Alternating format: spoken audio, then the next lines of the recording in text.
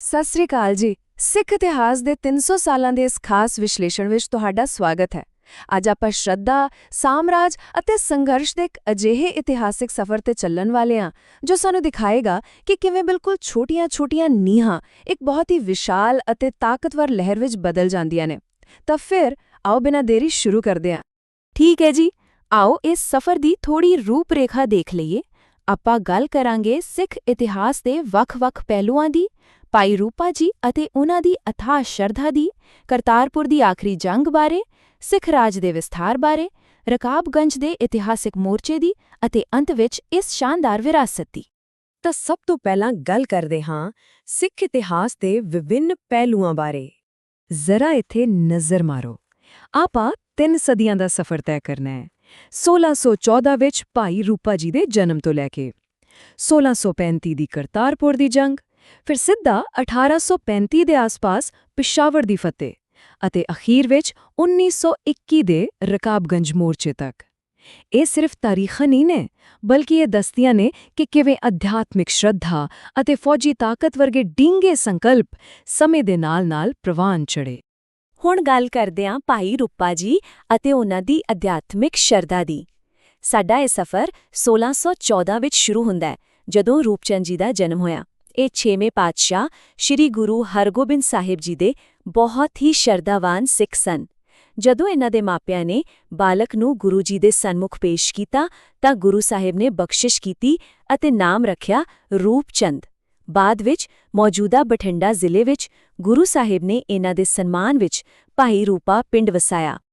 ਹੁਣ ਇੱਥੇ ਜੋ ਸੱਚਮੁੱਚ ਦਿਲਚਸਪ ਗੱਲ ਹੈ ਉਹ ਇਹ ਹੈ ਕਿ ਸਾਡੇ ਇਤਿਹਾਸ ਵਿੱਚ ਮੀਰੀ ਅਤੇ ਪੀਰੀ ਦਾ ਸੰਕਲਪ ਕਿਵੇਂ ਕੰਮ ਕਰਦਾ ਹੈ। ਖੰਡਾ ਮੀਰੀ ਯਾਨੀ ਦੁਨਿਆਵੀ ਤਾਕਤ ਅਤੇ ਸੁਰੱਖਿਆ ਦਾ ਪ੍ਰਤੀਕ ਹੈ। ਦੂਜੇ ਪਾਸੇ ਕੜਛਾ ਪੀਰੀ ਯਾਨੀ ਅਧਿਆਤਮਿਕ ਅਧਿਕਾਰ ਅਤੇ ਨਿਸ਼ਕਾਮ ਸੇਵਾ ਨੂੰ ਦਰਸਾਉਂਦਾ ਹੈ। ਇਹ ਦੋਵੇਂ ਚੀਜ਼ਾਂ ਸੁਰੱਖਿਆ ਅਤੇ ਸੇਵਾ ਦੇ ਸੁਮੇਲ ਨੂੰ ਬਹੁਤ ਹੀ ਕਮਾਲ ਤਰੀਕੇ ਨਾਲ ਪੇਸ਼ ਕਰਦੀਆਂ ਨੇ। ਤੇ ਹਾਂ, ਇਹ ਧਿਆਨ ਵਿੱਚ ਰੱਖਿਓ ਕਿ ਕੜਛਾ ਕੋਈ ਆਮ ਬਰਤਨ ਨਹੀਂ ਹੈ, ਇਹ ਇੱਕ ਬਹੁਤ ਵੱਡਾ ਪ੍ਰਤੀਕ ਹੈ।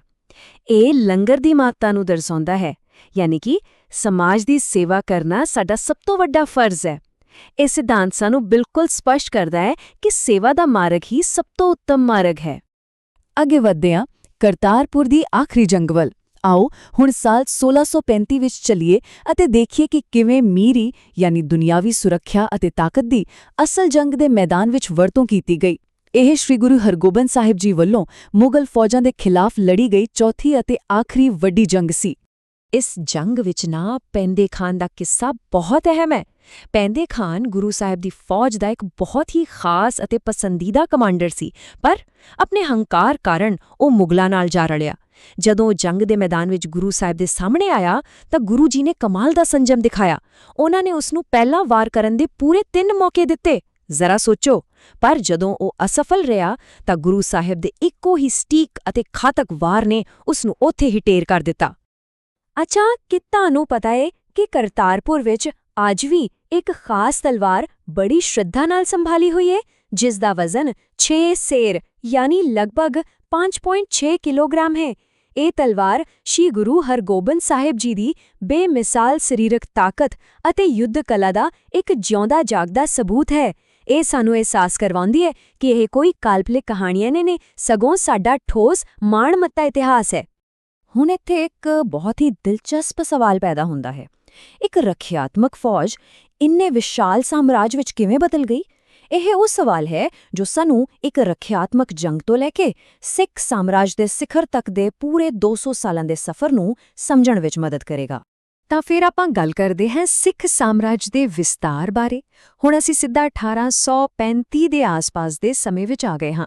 ਇਹ ਉਹ ਦੌਰ ਸੀ ਜਦੋਂ ਸਰਕਾਰੀ ਖਾਲਸਾ ਯਾਨੀ ਸਿੱਖ ਸਾਮਰਾਜ ਆਪਣੀਆਂ ਬੁਲੰਦੀਆਂ ਤੇ ਸੀ। ਇਸ ਵਿੱਚ ਸਭ ਤੋਂ ਵੱਡੀ ਅਤੇ ਖਾਸ ਗੱਲ ਇਹ ਹੈ ਕਿ ਪਿਸ਼ਾਵਰ ਉੱਤੇ ਕਬਜ਼ਾ ਕਰਨਾ ਮਹਾਰਾਜਾ ਰਣਜੀਤ ਸਿੰਘ ਜੀ ਦੀ ਰਣਨੀਤਿਕ ਸਿਆਣਪ ਦਾ ਇੱਕ ਕਮਾਲ ਦਾ ਨਮੂਨਾ ਸੀ।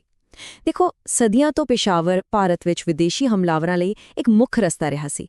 ਇਸ ਇਲਾਕੇ ਨੂੰ ਸੁਰੱਖਿਅਤ ਕਰਕੇ ਸਿੱਖ ਸਾਮਰਾਜ ਨੇ ਅਫਗਾਨ ਸਰਹੱਦਾਂ ਨੂੰ ਸਿੱਧਾ ਪਿੱਛੇ ਧੱਕ ਦਿੱਤਾ ਅਤੇ ਪੱਛਮੀ ਹਮਲਿਆਂ ਦਾ ਉਹ ਸਦੀਆਂ ਪੁਰਾਣਾ ਸਿਲਸਿਲਾ ਹਮੇਸ਼ਾ ਲਈ ਖਤਮ ਕਰ ਦਿੱਤਾ।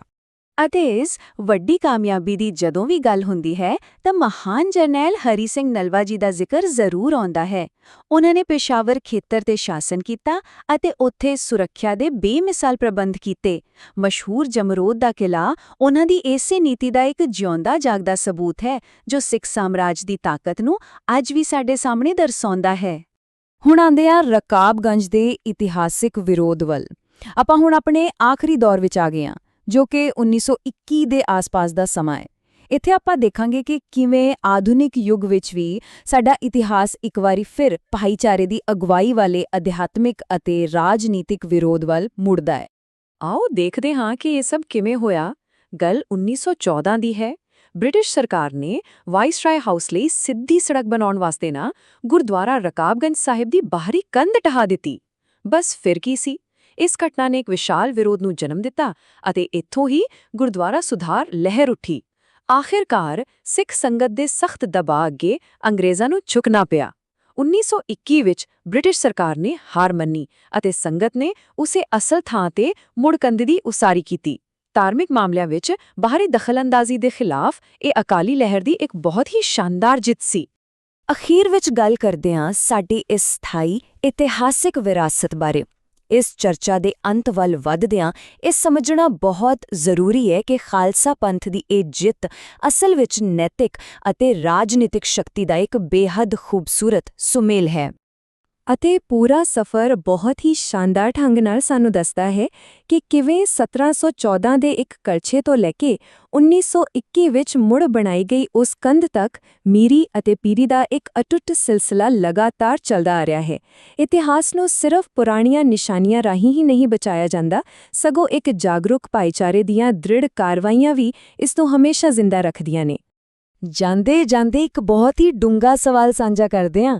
ਜ਼ਰਾ ਸੋਚੋ, ਜੇਕਰ ਇੱਕ ਕੰਧ ਨੂੰ ਦੁਬਾਰਾ ਬਣਾਉਣਾ ਇੱਕ ਇੰਨੇ ਵਿਸ਼ਾਲ ਸਾਮਰਾਜ ਦੇ ਵਿਰੁੱਧ ਇੱਕ ਵੱਡਾ ਪ੍ਰਤੀਕ ਬਣ ਸਕਦਾ ਹੈ, ਤਾਂ ਅੱਜ ਦੇ ਸਮੇਂ ਵਿੱਚ ਆਪਣੀ ਵਿਰਾਸਤ ਨੂੰ ਬਚਾਉਣ ਲਈ ਕੀਤੇ ਗਏ ਸਾਡੇ ਕਿਹੜੇ ਯਤਨ ਹੋਣਗੇ ਜੋ ਸਾਡੇ ਆਉਣ ਵਾਲੇ ਭਵਿੱਖ ਦਾ ਇਤਿਹਾਸ ਲਿਖਣਗੇ?